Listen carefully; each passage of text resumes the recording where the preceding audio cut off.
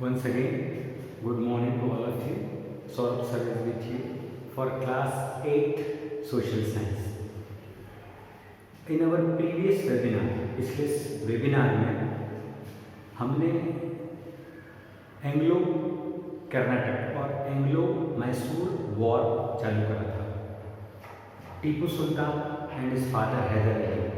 हमें ज़्यादा इसमें दिक्कत नहीं आएगी. Again I am telling you बेटा, आई एम विथ यू.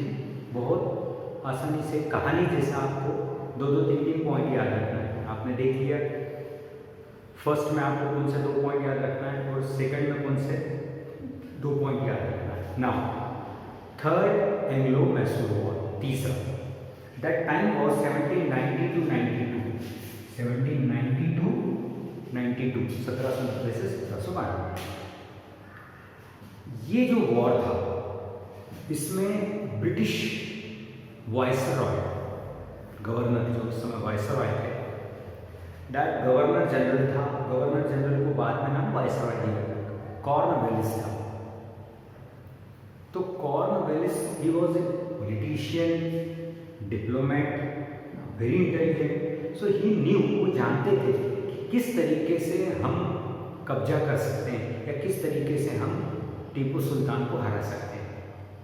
तो जब वॉर शुरू हुआ 1790 में, 1790 में, तो पहला जो इम्पोर्टेंट पॉइंट था इसमें, France fought with Tipu. France की जो अलाय थी, फ्रांस की जो कॉम्बिनेशन आर्मी थी, वो लड़ी किसके साथ? टीपू सुल्तान के साथ. तो पहला पॉइंट हो जाएगा फ्रांस और अलाय ऑफ फ्रांस और ग्रुप ऑफ फ्रांस और troop of France, army of France fought with Tipu. Tipu के साथ लड़ेगी. क्योंकि आर्मी साथ में थी और ब्रिटिश के अगेंस्ट में थे फ्रांस. तो जो श्रीरंगापट्टनम था, जो ब्रिटिश के पास था, श्रीरंगापट्टनम मैसूर के पास, बड़ा इंपॉर्टेंट स्पाइस सेंटर था, बिजनेस सेंटर था, इकोनॉमिकल सेंटर था. वो जो ब्रिटिश के पास था वो इन्वेडेड, उस पर कब्जा कर लिया. किसने? फ्रांस और टीपू ने मिलकर. तो सेकंड पॉइंट हो जाएगा France and Tipu Sultan. France and Tipu Sultan invaded Travancore near Srirangapatnam at British area, from British area. So Travancore Srirangapatnam के पास, जैसे ही त्रावणकोर पास में आया, ब्रिटिश के हाथ से गया, कॉर्नवेलिस बिकेम हेजिटेट, वो परेशान हो गया कि अगर त्रावणकोर गया है तो श्रीरंगापट्टनम जाएगा, श्रीरंगापट्टनम गया तो मैसूर जाएगा. सो ही फॉट ब्रेवली. अब उसमें और ताकत लगेगी. ये ताकत उसकी बड़ी इंपॉर्टेंट थी. यहाँ पर थर्ड पॉइंट ये बनेगा कि बिकॉज ऑफ कॉर्नवेलिस, है ना, the war ended with treaty of Srirangapatnam. The war ended with the treaty of Srirangapatnam. Srirangapatnam में दोनों ने, ब्रिटिश आर्मी और फ्रांस प्लस टीपू की आर्मी ने एक समझौता कर लिया. क्यों? क्योंकि यहाँ पर काफ़ी कुछ हार चुका था. 92 तक टीपू सुल्तान काफ़ी कुछ हार चुका था. तो 3 पॉइंट है इसमें. Third Anglo Maratha, Anglo Mysore. Third पहला point, France and Tipu Sultan invaded together, fought together. They invaded Travancore near Srirangapatnam, right, and captured from British, क्योंकि ये पहले ब्रिटिश के हाथ में था.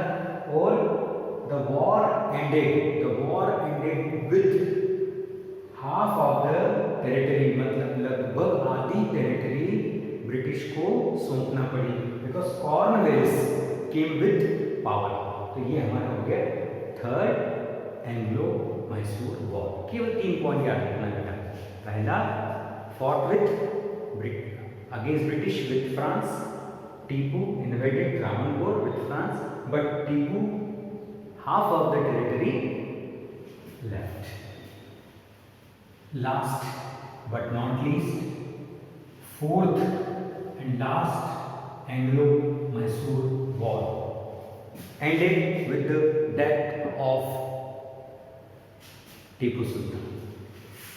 Fourth Anglo Mysore war, right? Fourth Anglo-Mysore War started 1798, only 2 years, 1798 to 99. 1799 Tipu Sultan died. Third point आप लिख सकते हैं 1799 Tipu Sultan died and Mysore came under the power of British, indirectly under the power of British. तो अगर हम पढ़ते हैं 3 पॉइंट इसमें से भी हम बहुत आसानी से निकाल सकते हैं. The fourth एंग्लो-मैसूर war 1798-99 saw ended with the death of Tipu Sultan and further reduction of Mysorean territory. Mysore alliance with the French was seen as a threat to the East India Company. Mysore में जब French और टीपू सुल्तान का जो combination था वो देखकर थोड़ा सा ब्रिटिश घबरा गए और वो और ताकत से लड़ने की कोशिश कर रहे थे. So the Tipu's army were outnumbered 4:1 in the war. Mysore had 35,000 soldiers whereas the British commanded 60,000 troops. यानी 35,000 सोल्जर अगर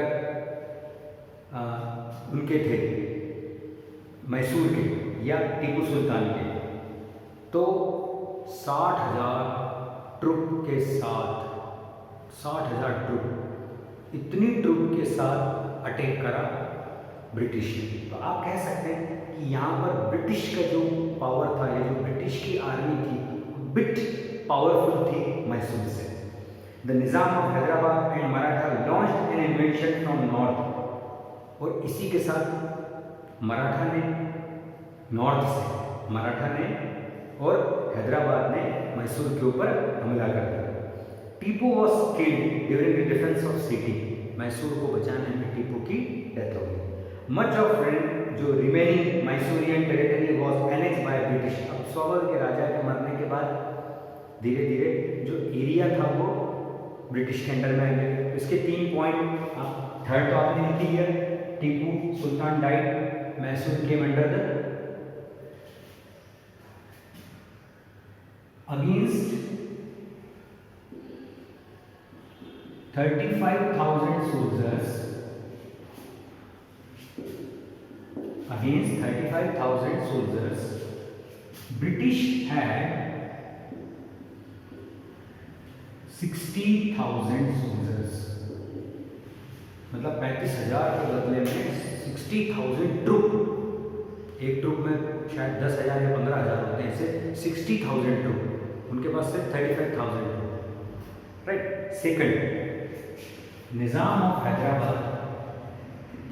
निज़ाम of Hyderabad and Maratha attacked from north. Simple. 3 point हमने याद कर लिए. फोर्थ एंग्लो मराठा वॉर 1798 से 99. First point, against 35,000 troops or soldiers, British had 60,000.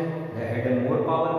Second, during the war, Nizam as well as Maratha also attacked on from north to Mysore. Third, after the death 1799, after the death of Tipu Sultan, the British captured Mysore and its Mysorean territory. The remaining forts around Mysore and Sringapatnam were restored in and belonging to the Wadiyar dynasty. Tipu Sultan से पहले, हैदर अली से पहले जो Wadiyar family थी जिनके हाथ में मैसूर था, ब्रिटिश ने वापस नाम को पपेट वापस वाडियार फैमिली को बिठा लिया था. वो कोई तो रहे, लोगों के कहने को हो कि साहब टीपू सुल्तान के बाद कौन राजा है, उन्होंने कहा साहब वाडियार फैमिली जो कब थी, हैदर अली से पहले थी, वापस आ गई. हैदर अली से पहले वाडियार फैमिली, हैदर अली ने उन पर हमला किया, हैदर अली, टीपू सुल्तान के बाद फिर अब टेरिटरी किसके हाथ में आ गई, बोले साहब वाडियार के हाथ में आ गई. तो only for puppet Wadiyar family became the head of the Mysore और Karnataka, but the original power still under the Britishers. ये आपके हो गए चारों मराठा एंग्लो मैसूर वॉर है।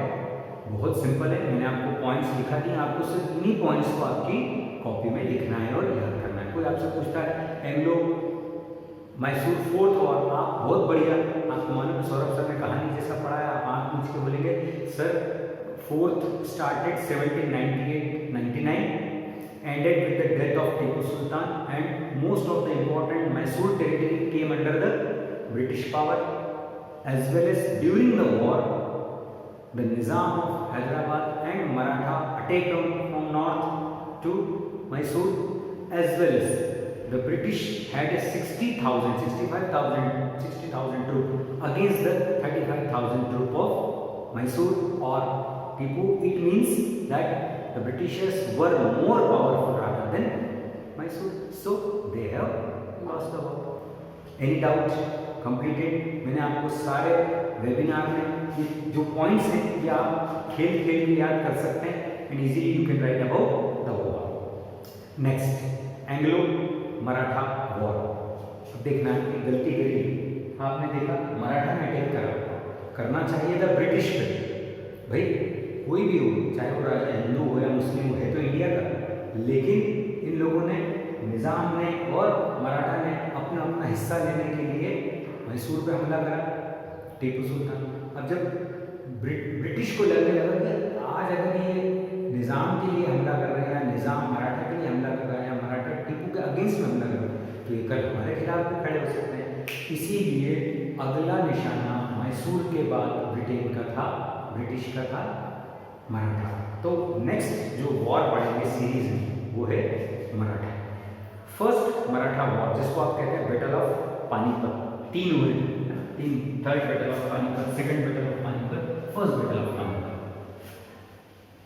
आपको आपकी बुक में जो मैं आपको बताता जाऊंगा आप उसको अंडरलाइन कर लीजिए and same thing you have to write in your copy.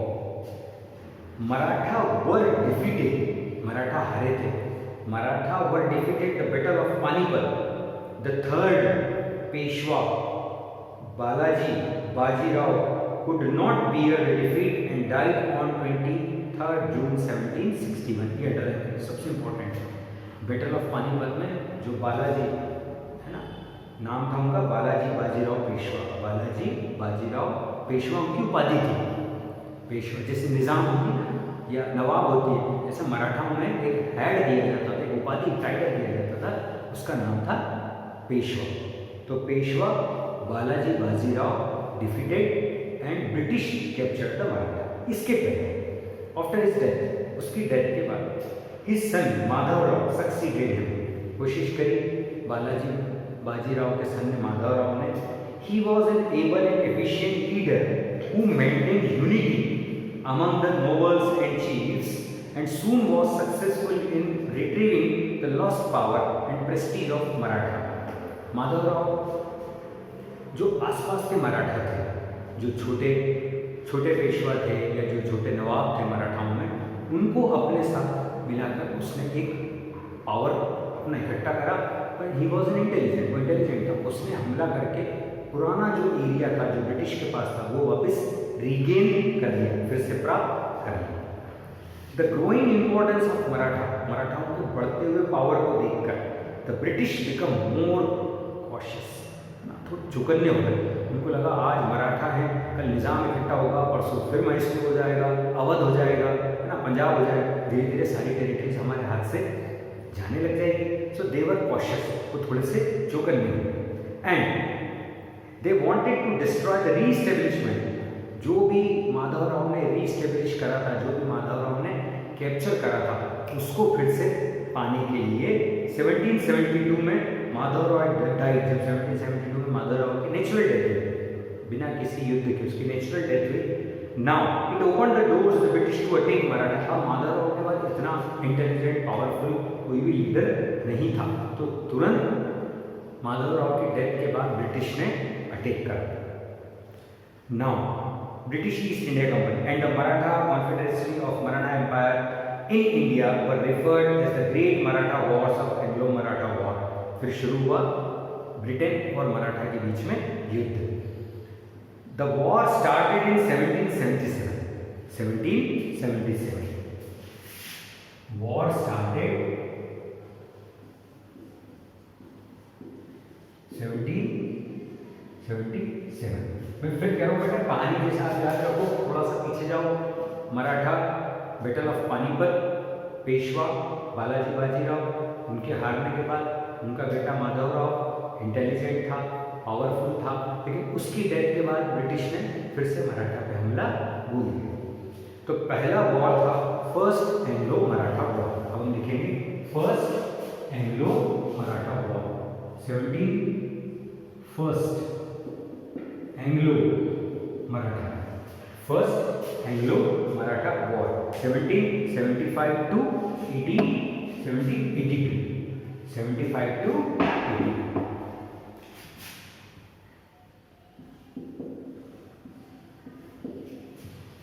पहला, इसमें भी हम मात्र 3 पॉइंट याद रखेंगे, रटा जाएगा. It was the first of 3 Anglo Maratha. First means इसके बाद ये पहला था, इसके बाद 2 और में तो हमें पॉइंट मिल गया हमको. It was first Anglo Maratha war. It was first Anglo-Maratha war. Very simple. Between Maratha and East India Company, British East India. The war began with the Treaty of Surat and ended with the Treaty of Salbai. Salbai की एक treaty हुई थी. Treaty का मतलब होता है संधि. जब दोनों पक्ष ये समझते हैं, दोनों लड़ने वाले, कि अब अपन आगे और नहीं लड़ सकते, तो कहीं ना कहीं वो है ना व्हाइट फ्लैग होता है, सफेद झंडा शांति का, कि भाई अच्छा तुम ये ले लो, हम ये ले लेते हैं, तुम इतना मान लो, हम इतना. ट्रीटी का मतलब होता है समझौता. दोनों कहीं ना कहीं झुकते हैं. ऐसा नहीं एक झुकता है, दोनों झुकते हैं और दोनों अपनी अपनी बात मनवाने को राजी हो जाते हैं. तो यहाँ पर ट्रीटी हुई. मतलब फर्स्ट वॉर में ब्रिटिश भी थक गए, मराठा भी थक गए, क्या अब इससे ज़्यादा हम नहीं लड़ सकते, तो they have come to the point of treaty. उसको कहते हैं ट्रीटी ऑफ सालबाई. सालबाई एक जगह कोल्हापुर से आगे, वहाँ इसका नाम हुआ second treaty of Salbai. Treaty of it is Maharashtra. Treaty of Salbai. The British Kolkata council. The British Kolkata council मतलब कोलकाता की जो ब्रिटिश काउंसिल थी, कंडेम्ड, उन्होंने आरोप लगाया. कंडेम्ड मतलब आरोप लगाना, दोष लगाना. उन्होंने दोष लगाया treaty of Surat sending colonel Upton to Pune to annul it and make a new treaty with regency. जब ये ट्रीटी हुई, ट्रीटी ऑफ सालबाई, इसमें कुछ इंपॉर्टेंट बातें थी जो किसके पक्ष में थी, मराठा के. जो किसको बुरी लगी, ब्रिटिश को. तो ब्रिटिश ने बोला नहीं साहब, हम तो फिर से इसको रिट्रीट करेंगे, फिर से हम इसको समझौता करेंगे. सो फिर हुई 1776 में द ट्रीटी ऑफ पुरंदर. जगह का नाम है, इसको आप अंडरलाइन कर लीजिए. The treaty of Purandar 1 March 1776 annulled that the Surat Raghunath Rao was pension and his case abandon. कि रघुनाथ राव जो वहाँ के राजा थे पुरंदर के, आप पेशवा मान लो, पेशवा, उनको पेंशन मिलेगी हर महीने, राइट, और उनके ऊपर जो भी चार्जेस हैं वो सब हट जाएंगे. But the revenues of Salcete and Bharuch, जो भरूच के नाम से गुजरात में districts were written by British. लेकिन ये जो 2 इंपॉर्टेंट डिस्ट्रिक्ट हैं, इनका रेवेन्यू किसके हाथ में रहेगा, ब्रिटिश के. The Bombay government rejected the new treaty and gave refugee to Raghunath Rao. और जो नई ट्रीटी बनी उसके अनुसार ज़्यादा पावर, ज़्यादा इंपॉर्टेंस किसके पास चला गया, ब्रिटिश के पास. तो ये था first Anglo Maratha war 1772 1775 to 82.